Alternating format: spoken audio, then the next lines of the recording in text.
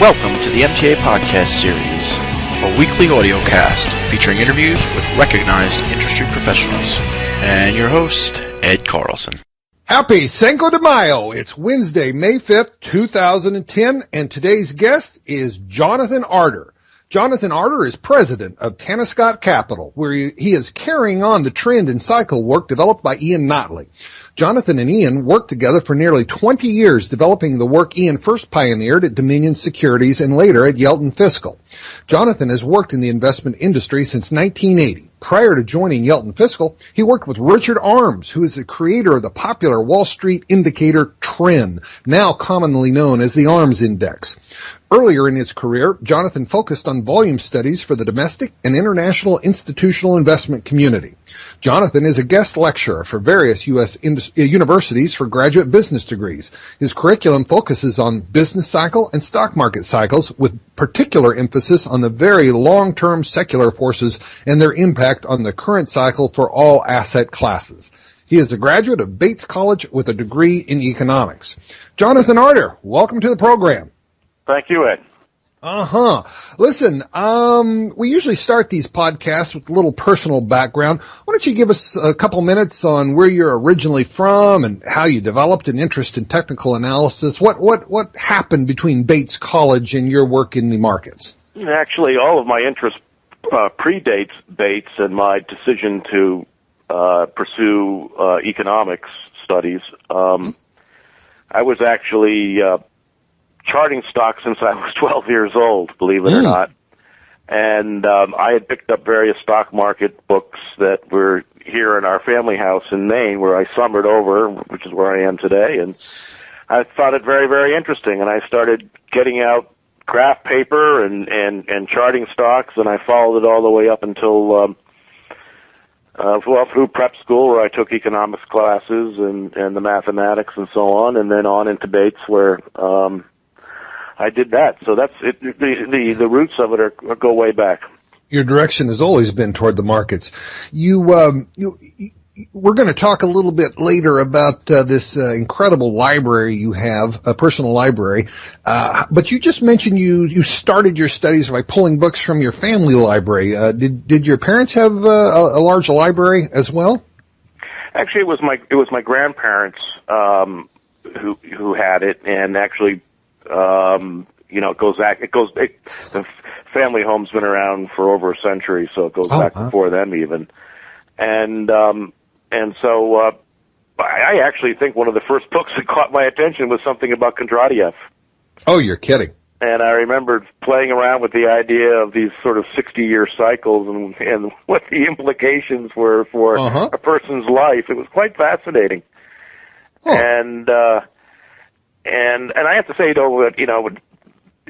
anyway, my grandmother was also, I was just 12, so she was charting stocks, and she showed me how to do it. Your grandmother. And she was trading for her own account, and I thought it was fascinating. And I was disappointed when I had my freshman economics classes, and I approached my professor about these sorts of things, and they didn't have any idea about what it meant. Yeah, big surprise, huh? Yeah. Jonathan, we're eager to dive in and find out everything we can about you and your work. But any story about Jonathan Arter has got to involve both Richard Arms and Ian Notley. Can you give us a few minutes on how you came to work with these giants, and tell us what you learned and what it was all about? Well, I actually part of the family story I just mentioned to you is Dick Arms is actually my uncle, and one of the things I started charting was equal volume charts, which was his particular creation, whereby he placed volume on the x-axis and not time. And so consequently you get this a different sort of chart that has boxes marching across left to right with price on the y-axis, of course. And so that was quite fascinating for me. And so after university, I actually started my career as a broker.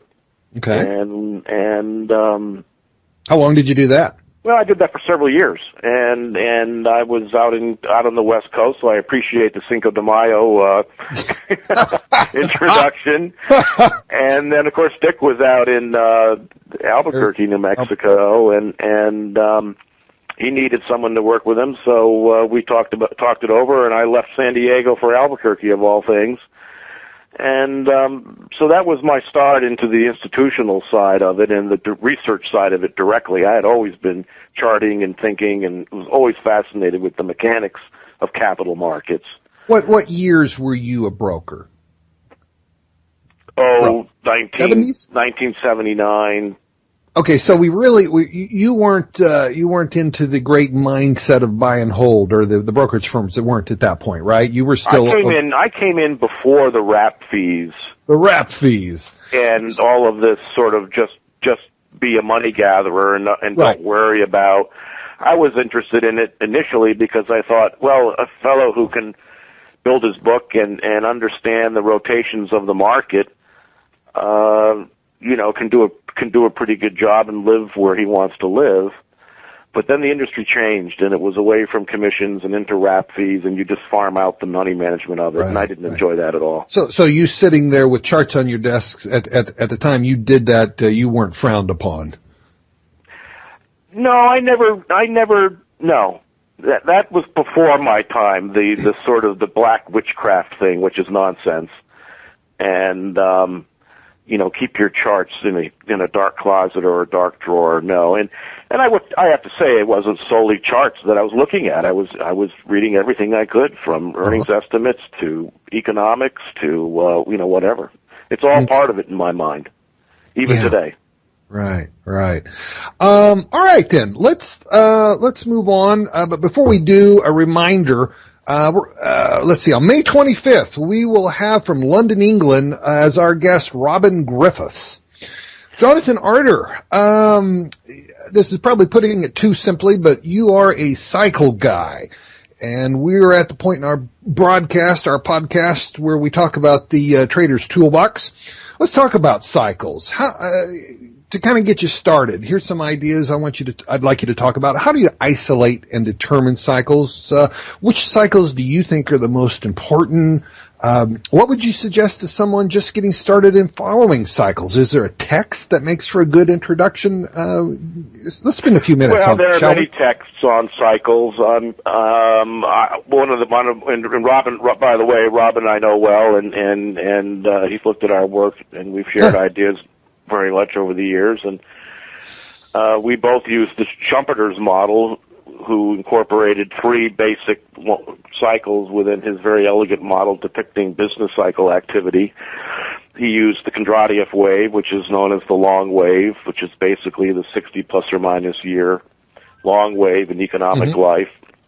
Juglar's wave, which is the nine and a half year, cycle, which in my mind is a cycle of capital expenditures.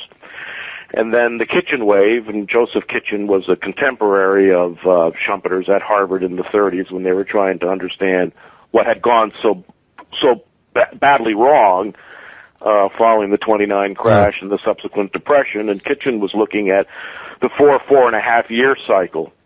Which he was studying interest rates and commodity prices and bank credit rates and so on, and had looked back over time and had found this. He wasn't the one really to discover it, though in cycles parlance, it's known as the Kitchen wave, and he gets his name on it. But the Rothschilds were known in the 19th century to be trading British gilts with understanding a basic 4.5 year cycle operating in credit markets and bonds and so on. And so our bell curve model, which is on our site and is a big part of the way people identify with us, is the 4.5 year cycle. And so that's sort of our starting point in terms of the cyclical work. Within that, there are intermediate movements, and then there are shorter term movements, which we depict as a thin black line, which almost are quite noisy and random. But okay, you're actually going in the opposite direction I expected you to do. Don't you actually follow an extremely long-term cycle in your work? Yes. Well, then those are the cyclical components that I described. Then we have the secular work, which is more dominant than any of that, A secular trend is generational. It's comprised of a number of 4.5 year cycles.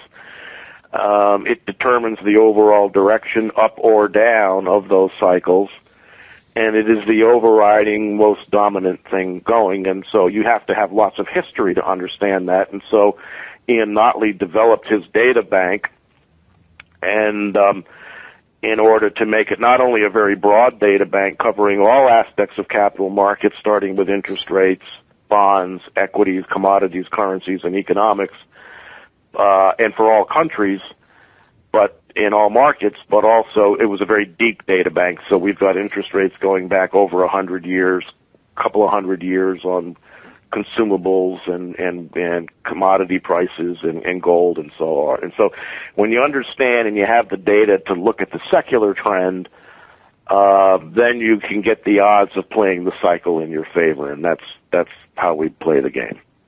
Mm-hmm. Mm-hmm. And so a secular trend, for example, is interest rates in 1981 at 22%, driven all the way down to almost zero. And that was the big stock market boom from 1982 to 2000. They average about 18 and a half years. Okay. And so we've got to put these moving parts together, which is what we do every single week in something called Notley's Notes. Mm-hmm. We're going to talk about that in just a moment. But before we get there, I apologize. Did you mention a specific text? For people, an introductory text for somebody who wants to get started. No, I didn't, and I'm stumbling to think of one just now. I mean, I did mention Schumpeter's book, which was on business cycles, which I think is mandatory. Really? There's all kinds of books on it. We have about 3,500 volumes in our library in Connecticut. Well, let me ask you this. I'm sure you're acquainted with a book by J.M. Hurst called The Profit Magic of Stock Transactions. Yes, we have that one, and there's a kit there with tapes in it and everything that we have. Well, the reason I bring it up is this book actually came up when we interviewed Peter Eliades several months ago. And he said he wasn't surprised at all when I told him I found the book impenetrable. Is this a book you think that is worthy of really digesting? It's been so long since I tucked my nose into that thing. I don't know. I imagine Peter's correct. I mean, he would know, and it's been such a long time since I've tried. He says that's the book that got him started. Yes. Well, I would suggest it to your listeners. Okay. All right.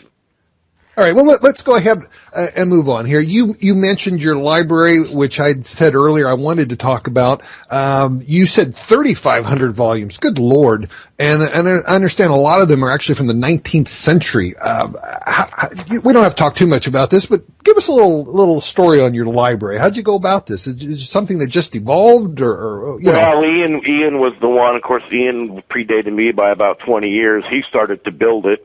Oh, I see. And he just built it over time. I have my own as well, and some of them are the obvious things like Murphy's book and now Charles Kirkpatrick's book and on technicals. Right. But we have one of the original books from Shabacker, which predates Edwards and McGee, and a lot of the great books, and they're not all technical books that we have. A lot of them are about corporations, about economics, about all these different sorts of things. Weather, we're very interested in weather. Really? And climatology and sunspots, and if I can say such a thing, and all of these things are part of the they're all part of the mix that go into it, and so it's a fascinating thing to spend time in the library. We often have clients come in from different parts of the world and spend a weekend up in lovely Ridgefield, Connecticut, and just like to sit in the library and look through some of the books. Is that right? But I find a lot of the great books were written in the 30s, in the heart of the Depression. I think they were extremely thoughtful and scholarly, and without the hubris. They've been humbled by what had happened in the world economies. Later on, wizards and all this nonsense in the 80s, and that was, to me, unfortunate. Give us the name of that book again. You said predated Edwards and McGee. Oh, it was Shabacker's book. How do you spell that? I can't remember precisely. Shabacker. All right. All right. But I actually teach some classes for the MTA Educational Foundation on cycles, and I've started an award, a scholarship, if you will, called the ENS Notley Memorial Award on Cycles Research. And I did it to honor Ian, and I did it also because toward the end of the boom phase, say in '07, there was so much nonsense on Wall Street about financial engineering and all of this. I'm loath to even listen to that term, although I know that it's used. But it seems as if every century has been visited by these economic calamities, and we learn nothing from them. And so I've started this scholarship in order to get people aware of the fact that cycles exist. The longer we live without them, the more likely they are to come back with a vengeance. Uh-huh. When markets turn linear and everyone thinks the risk is out of it, that's when we're most at risk. Yeah. And so actually, so I have this, and I also teach these classes, and I'm putting together a list of various books, which Bruce Kamick is wanting me to do no end. So maybe we can get that out there. Yeah. All right, let's shift gears here in our last 4 minutes. We've started trying to ask our guests about how they communicate the results of their research with their subscribers, their readers, what have you. Now, I know you've got various newsletters that you put out. You also do an audio broadcast every week. I want to ask you about this. You had sent me some of your research, and I don't think you're going to be insulted if I say I found it very confusing. What I want to know is if a person, and let's say it's a sophisticated user of your research, gets this and looks it over, it seems like in order to really get even a fraction of what is obviously here out of this, the person's going to have to almost have been trained in what you're doing. Do you have a book or a manual you give these people? Yes, we have all the manuals and books, and we have training. We have a fairly high cost of sales because preparatory to taking the research, you have to know how to use it. And so there's training before the sale is made, and there's ongoing training afterwards, and there are formal training classes that we give either on-site to the customer or in our offices, which are just outside of New York City, and we have a complete training session there. And so it doesn't stand alone. It isn't The Economist magazine where if you can read English, you can basically understand what they're trying to say. There's terminology that's specific to what we do, and the techniques that we use, which are mostly following the trend. We call ourselves juncture recognition analysts, meaning recognizing the important cyclical junctures, long, intermediate, and short, and of course the secular junctures, wherein a professional may only see 2 secular junctures, maybe 3 in their professional career, probably no more than 5 in your entire lifespan. So think of a secular juncture as originating in 1982 at a bottom for equities, topping out in 2000, and so on. A secular uptrend originating for commodities 10 years ago and still underway. And these are big life cycle moments. But yes, there's a training that goes on with this, and it's fairly continual, even. And because new hires come on to the company. Now, one thing is we tend to keep our clients a long time. Once they know how to do it, they love it. And they stay with us. Many of them have been with us over 30 years. Oh, wow. And so on. So, but we have a weekend. We have the original Notley's Notes, which is our flagship research product. And then what we found as the business grew and the capital markets became so large that people who had previously been clients became managers of money managers. So we gave them something called the Executive's Brief, which is a one piece over the weekend. And then we have various pieces for asset allocation, sector asset allocation, and country asset allocation on Thursdays. We have annual pieces called Perception and Opportunity, which are big picture secular things, roadmaps for the year, if you will, interest rates, countries, sectors, and so on. What are the big themes for the year? And so there you go. There you go. Several months ago, one of the first interviews we did was with Martin Pring, and he's a big fan of Ian Notley's work. And then toward the end of the year, we talked with Walter Murphy, and he pointed me towards you. It's just been great having you with us today, Jonathan Arter. Before we go, is there anything else you'd like to mention? No, I'm sorry you caught me stumped. Sorry. It's a delight to talk with you, Ed, and I think I've always been interested in the MTA, most especially because of the educational aspects of it and going to the conferences and sharing ideas, and that's what got me into the Education Foundation, and I think that the podcast that you're doing is a great contribution to that. Well, thank you. Thank you very much. Well, that wraps up today's MTA podcast. From Seattle, I'm Ed Carlson, together with Shane Squark in a recording studio somewhere in the depths of the MTA's World Domination headquarters. Send us your comments and suggestions. Let's keep our stops tight. Good day. Say goodbye, Shane. Goodbye, Shane. Okay.